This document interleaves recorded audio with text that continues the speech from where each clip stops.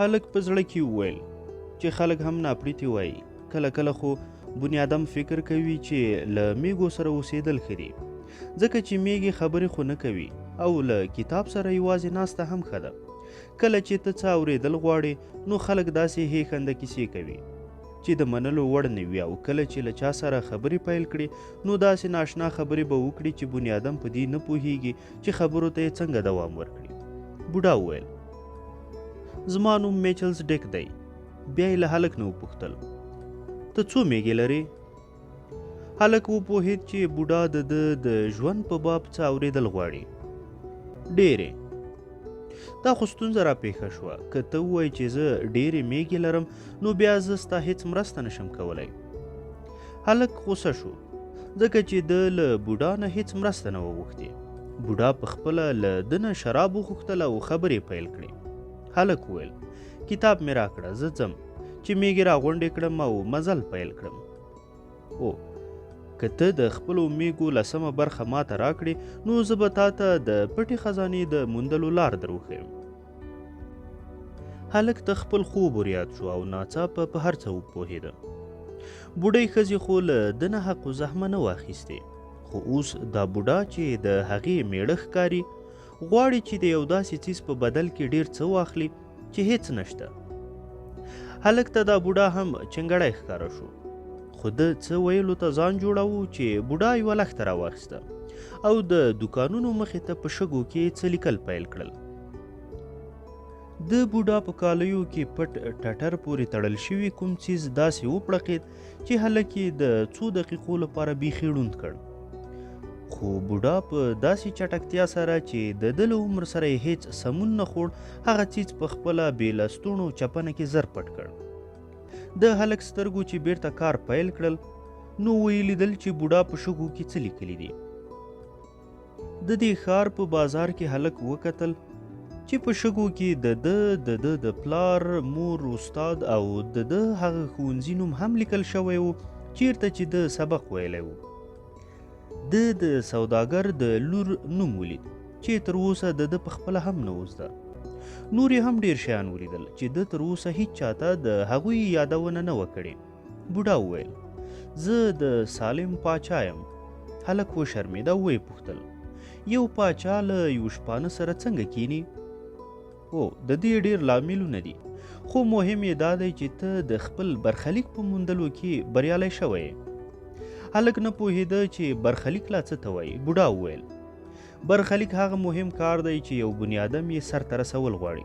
کله چې خلک ځوانان وي نو دوی پوهیږي چې برخلیک یې څه دی، ځکه چې په ځوانۍ کې هر څیز روښان وي او هر کار تر سره کول شوني وي.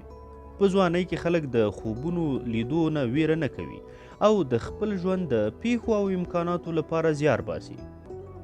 خو د وخت په تیریدو ځینې نالیدلي ځواکونه دوی قانع کړي چې د برخلیک موندل امکان نه لري. هلک د بوډا په خبرو سم نه پوهېده، خو غوښتل یې چې دا نالیدلی ځواک وپېژني، ځکه چې دې خبرې د سوداګر په لور اغیز ښه ښندلی شوی. دا هغه ځواک دی چې په لومړي نظر کې منفي ښکاري، خو په اصل کې له بنیادم سره د برخلیک په موندلو کې مرسته کوي. دا د بنیادم د روح او اراده تشکیلوي. د نړۍ یو غټ رښتیا دا دی چې ته که هر څوک او هر څه کول غواړې، خو که یو کار په رښتیا سرته رسول غواړې نو لامل یې هغه هیله ده چې د نړۍ په روح کې زیږېدلې ده او په نړۍ کې ستا مرام همدغه کار سرته رسول دي. خو که هغه کار لالهانده ګرځېدل او یا د سوداګر له لور سره واده کول وي نو بیا بیخي، او که هغه کار د یوې پټې خزانې لټون هم وي. د نړۍ روح د خلکو په خوشحالیو پای او د خلکو په غمونو حسادت او راخه هم پای. د خپل برخلیک پیژندل د بنیادم رښتینی مرام دی. ټول شیان یو ډول دي. کله چې څوک په رښتیا یو کار سرته رسول غواړي نو ټوله نړۍ د هغه مرسته کوي. دواړه د څو دقیقو لپاره چوپ ناستو. خلکو او دوکانونو ته یې کتل. بیا بوډا وویل تا د میږو رمه ولې واخیسته؟ او ځکه چې زه د ګرځېدو شوقي یم. بوډا یو نانوای ته ګوته ونیوه چې د بازار په ګوټ کې د خپل دوکان په کړکۍ کې ولاړو. په کوچنیتوب کې دې سړي هم د سیل شوق لار او ګرځېدل یې غوښتل، خو د پرېکړه وکړه چې باید تنور جوړ کړي او لږې ډېرې پیسې د خپل سیل لپاره وسپموي. بیا چې کله بوډا شي نو د افریقې ته به لاړ شي او یوه میاشت به هلته تېره کړي.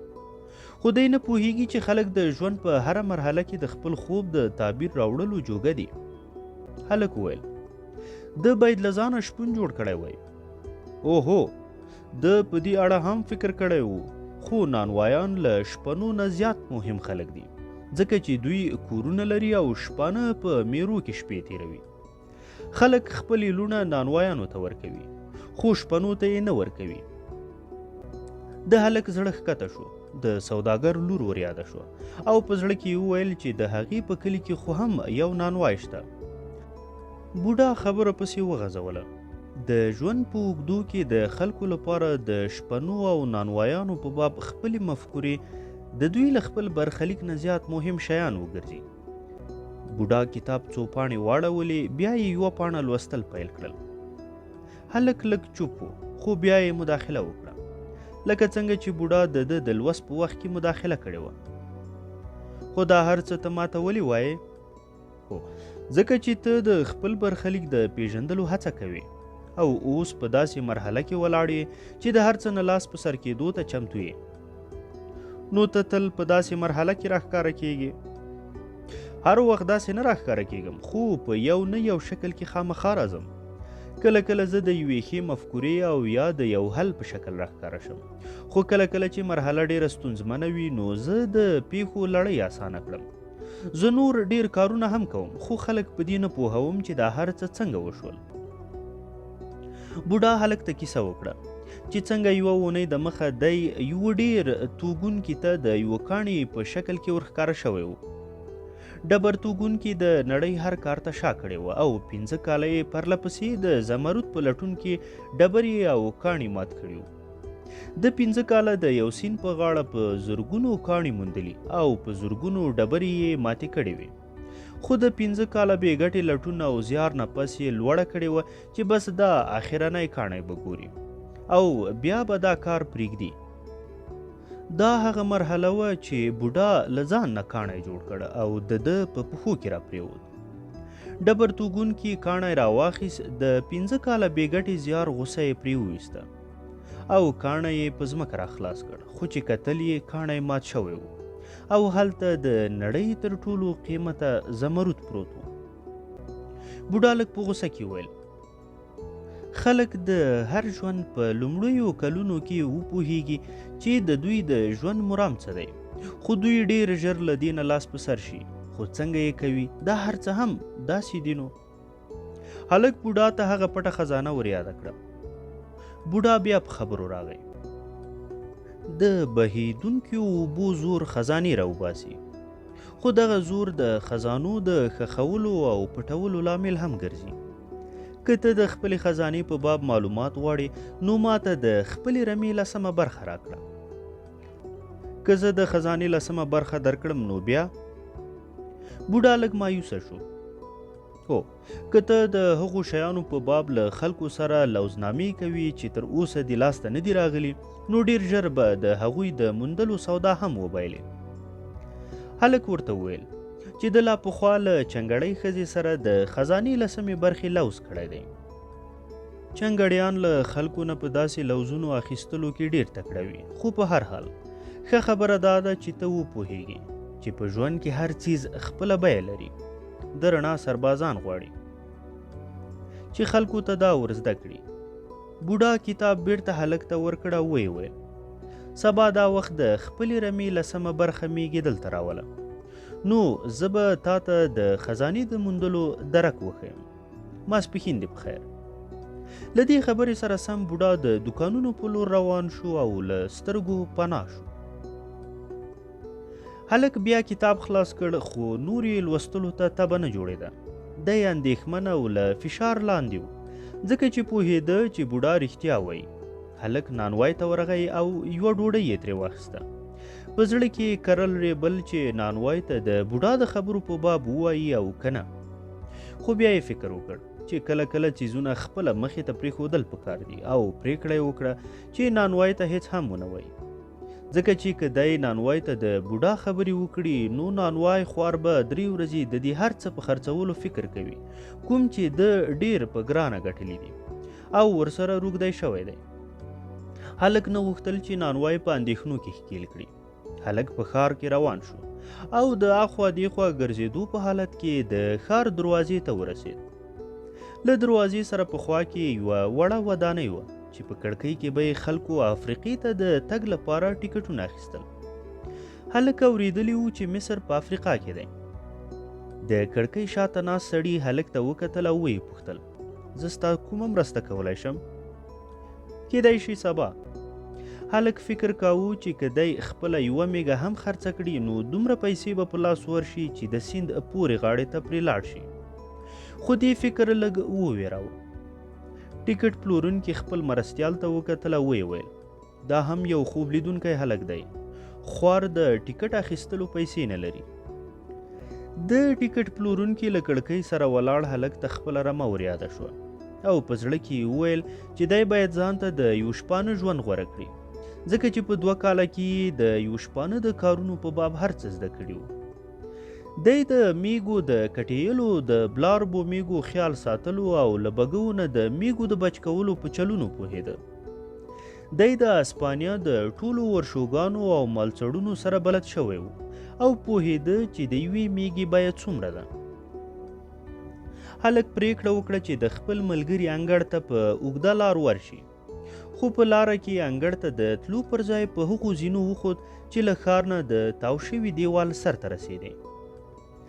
د له دې ځای نه لرې پرته افریقا هم لیدلی شوی.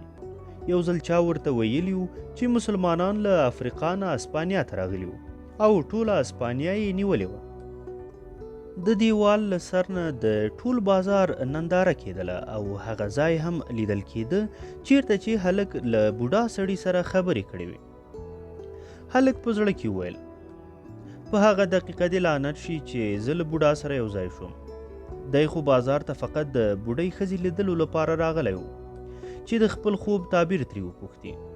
خو دې خبرې په بوډۍ او بوډا هیڅ اغېز نه و کړی چې دی یو شپون دی.